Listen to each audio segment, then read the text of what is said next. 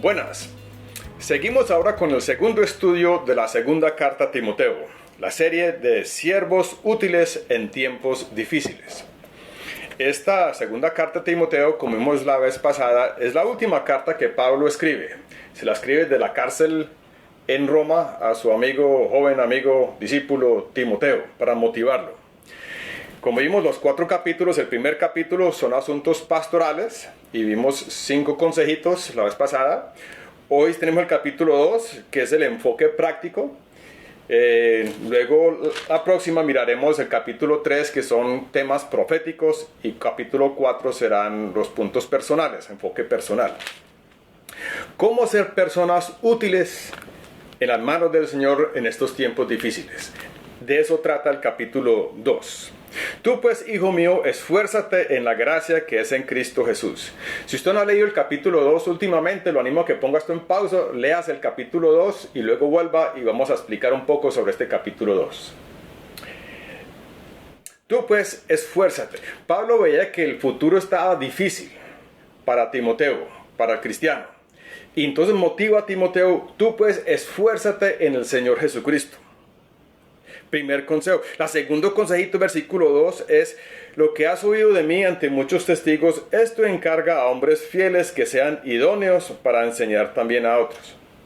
Pablo le dice a Timoteo, el tiempo futuro es difícil, entonces enfóquese en su relación con el Señor Jesucristo y no se quede solo, busque trabajar, formar equipo con otros cristianos. Cristianos donde usted pueda aprender y cristianos donde usted pueda enseñar. Importante formar estos trabajos de equipo para motivarnos y mantenernos efectivos en estos tiempos difíciles. Luego el apóstol Pablo, de una forma muy interesante en este capítulo, utiliza 6 imágenes para describir lo que es un cristiano. Estas 6 imágenes dan cierta riqueza y balance en la vida del cristiano. La primera la encontramos en el versículo 3. Tú pues sufre penalidades como buen soldado de Jesucristo. Pablo veía que era importante que Timoteo se entendiera a sí mismo como un soldado de Jesucristo y no como un turista. Si usted sale de turista, usted está pensando en su buen colchoncito, el buen desayunito, sus buenas cositas, pero si usted se percibe como un soldado, usted está dispuesto a sufrir penalidades. La enseñanza clara es que el soldado vive una vida enfocada. Él no puede estar manejando una panadería y al mismo tiempo sirviendo como soldado. Hay que enfocarse. Y así Pablo decía a Timoteo y a usted y a mí, debemos enfocarnos bien como soldados. El soldado tiene un rango, él sabe que hay un capitán. Nosotros somos soldados de Jesucristo. Sabemos que hay un capitán. Dispuesto a renunciar ciertas comodidades y una vida enfocada. Luego sigue el apóstol con otro ejemplo, versículo 5, el segundo. Y también el que lucha como atleta no es coronado, sino lucha legítimamente. Aquí el apóstol Pablo compara al cristiano como un atleta. Y usted sabe que un atleta pues tiene cierta disciplina. Mientras sus amigos están durmiendo o comiéndose por allá una cantidad de cositas, él se disciplina, se acuesta a buena hora, mide su comida, hace su entrenamiento, está sudando, está preparándose para la competencia. Hermano, mucho en la vida cristiana tiene que ver con preparación también. Dispuesto a cierta disciplina de prepararnos, estar estudiando un mensaje, estudiando la palabra, orando por otros, preparándose para poder servir, mientras otros de pronto están pasando, haciendo sus propias cosas. Nosotros como atletas estamos también preparándonos para la carrera por delante. Usted puede correr muy rápido, usted puede ser muy veloz, pero si no sabe las reglas del juego, si no sabe por dónde es la ruta, tampoco va a servir la competencia. Como atletas nosotros también debemos aprender a conocer y respetar las reglas del juego para saber cómo vivir bien esa vida cristiana que le agrada al Señor. Luego la tercera imagen, un poco más adelante, el versículo 6. El labrador, para participar de los frutos, debe trabajar primero. Aquí se compara al cristiano con un labrador, con un campesino, con alguien que labra, que trabaja en la tierra, un agricultor. Una de las cositas bonitas de un agricultor es que él no puede hacer que crezcan los tomates, ni el café, ni no, él tiene que trabajar Él deshierva, Él abona, Él limpia, pero si Dios no da el crecimiento, no hay cosecha. El agricultor aprende a trabajar, yo hago lo mío y Dios tiene que hacer lo suyo para que haya cosecha. Hermanos, nosotros también en la obra cristiana, sí hay que trabajar. El agricultor trabaja fuerte, madruga y se esmera por su finquita, o como dicen los peruanos, su chacrita. Pero si Dios no da crecimiento, no hay fruto. Y así también nosotros, hermanos cristianos, en la obra del Señor también hay que trabajar, también hay que sudar, pero con esa dependencia con el Señor, que si el Señor no edifica la casa, en vano trabajan los trabajadores. Si Dios no da fruto, no va a haber fruto. Pero nosotros hacemos lo que a nosotros nos corresponde y Dios hace lo otro y confiamos en ese trabajo de equipo. Y como agricultor todos sabemos que a veces el trabajo es duro, a veces el sol pega, a veces llueve, pero el labrador mirando en el fruto sigue dándole. Hermano y hermana, adelante con el Señor, aun cuando sea difícil. Luego el versículo 7, Pablo motiva a Timoteo, considera lo que digo. Pablo y Timoteo, piense bien en lo que estoy diciendo y el Señor te dé entendimiento en todo. Este versículo es como clave. Se requiere un ejercicio intelectual, un esfuerzo de parte de nosotros, pero no es solamente de nosotros. El Espíritu Santo nos va dando entendimiento. O sea, nosotros hacemos el esfuerzo del estudio, tratamos de entender y el Espíritu Santo es el que nos ilumina y nos ayuda a entender. Luego dice el apóstol Pablo, acuérdate de Jesucristo. Él es el modelo principal de seguir adelante en la lucha, aún en las dificultades. Aún con la cruz por delante, no escatimó la cruz, sino echó para adelante. Luego, versículos 9 y 10, Pablo le dice a Timoteo, pero piensa en mí también. Recuerde que nosotros hemos luchado juntos, hemos hecho bastantes viajes juntos. Usted lee el libro de los Hechos y usted ve que Timoteo y Pablo tuvieron bastantes aventuras. Pablo sufrió muchas cosas y Timoteo estaba allí al lado y vio todas esas cosas. Y entonces Pablo le dice, recuerde el ejemplo mío también, que la vida cristiana tiene sus luchas y tiene sus dificultades, pero hay que echarle para adelante. Luego en el versículo 11 y 12 y 13 encontramos palabra fiel es esta. Es muy posible que estos tres versículos formen parte de un himno, una canción que se cantaba en aquel entonces. Tiene 4 estanzas o renglones.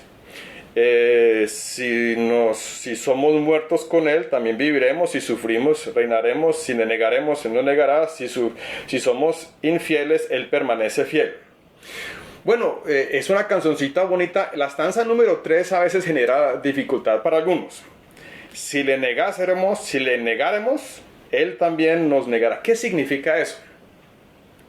Pues notamos que Pedro, por ejemplo, él negó al Señor. En momento difícil, el Señor nunca negó a Pedro. Pues, mi propuesta es que esta canción, Pablo la está utilizando, no como representando al cristiano, sino al ser humano. Que si nosotros como seres humanos morimos con Cristo, viviremos con Él. Si el ser humano se arrepiente, se convierte en un cristiano, pues va a vivir con Él. Y entonces, si sufrimos como cristianos, pues, si lo negáramos, o sea, si el inconverso niega al Señor Jesucristo, si rechaza al Señor Jesucristo, el Señor Jesucristo también llegará el día en que rechazará y negará a esta persona. Pero no es una cuestión de que un cristiano va a ser rechazado por el Señor. El ejemplo de Pedro me motiva a ver de que aun cuando nosotros a veces fallamos, el Señor permanece fiel. Bueno, seguimos adelante. El cuarto ejemplo o ilustración encontramos en el versículo 15.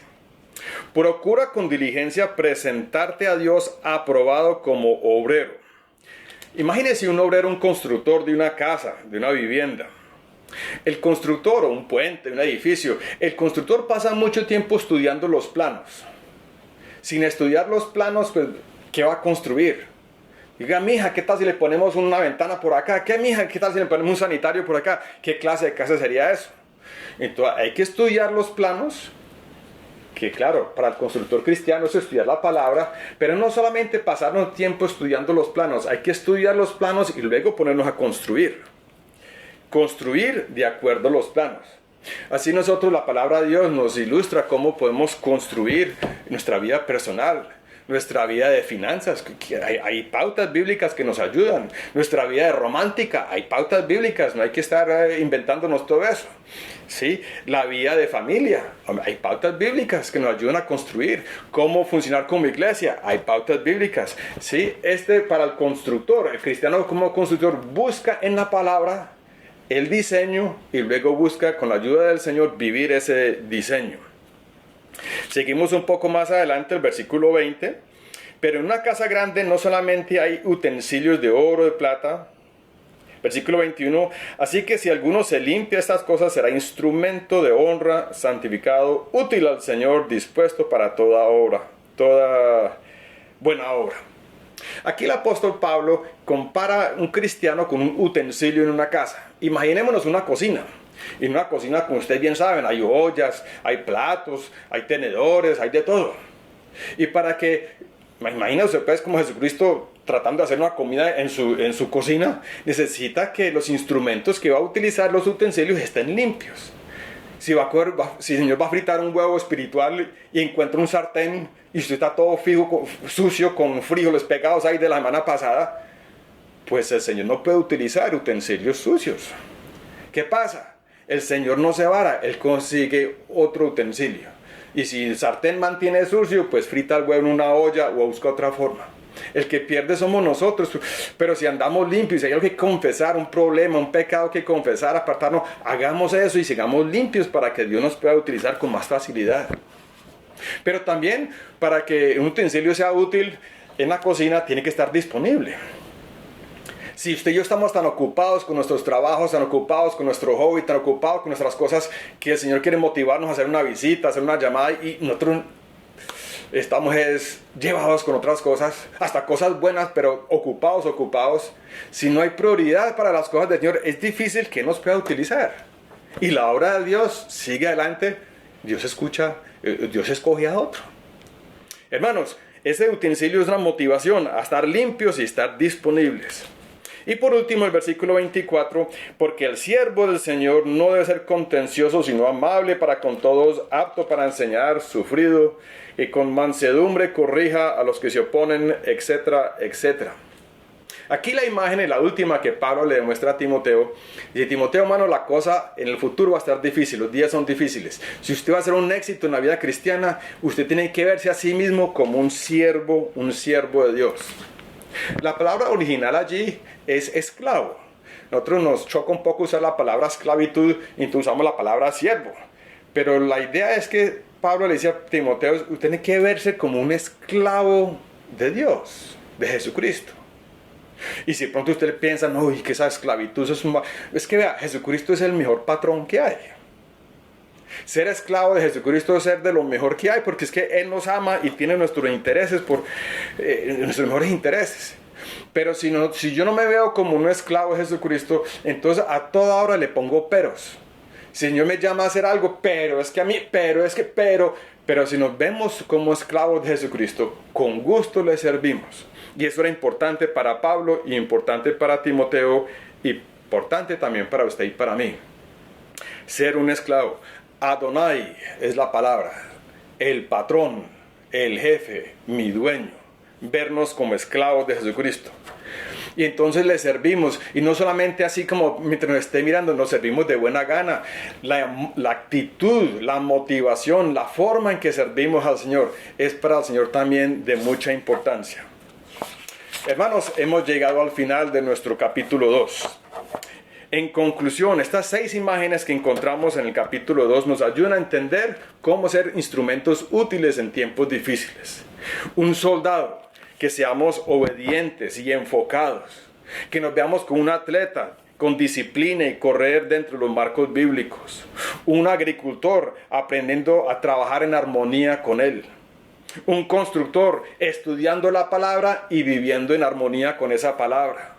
Un utensilio en la cocina que sea limpio y que esté disponible. y un esclavo de Jesucristo, reconociendo que Él es nuestro dueño y que podemos servirle con alegría, con la actitud correcta. Dios y Padre, te damos gracias por estos ejemplos bíblicos que nos motivan a servirte aún en tiempos difíciles. Pedimos que tú nos inspires, Señor, a ser buenos cristianos, buenos siervos tuyos, útiles en tus manos. Rogamos esto en el nombre de Cristo. Amén. En el próximo estudio vamos para el capítulo 3. Es un poco diferente al primero capítulo y segundo porque es el tema profético. Pablo tiene una visión del futuro importante que quiere comunicarle a Timoteo en esta última carta. Que Dios les bendiga y hasta la próxima.